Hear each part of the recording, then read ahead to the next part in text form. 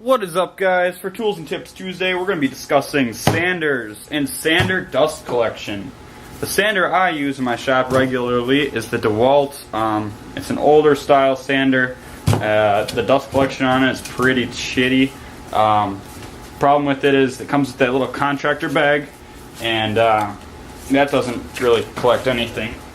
And that was hard to get on because I did something, and I'll show you that in a sec. But when you try to hook a shop vac up to the back of this, like this one, it hooks up perfect. But then once you stick this on here, when you turn the sander on,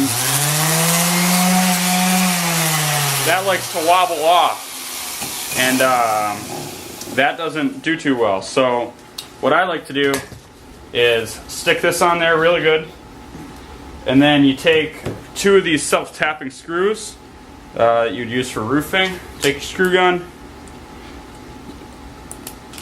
zip them in there, one on each side.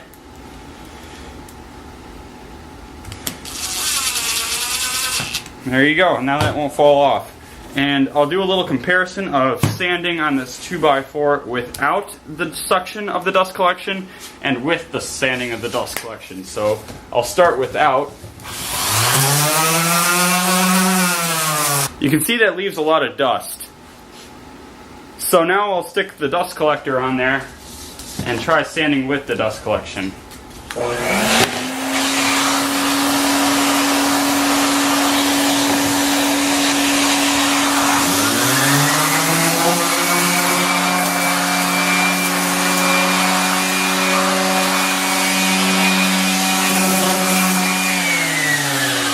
Not nearly as much dust. So hope you guys enjoyed that one. That's another quick Tools and Tips Tuesday. I'm John from John's Woodwork. See you next time.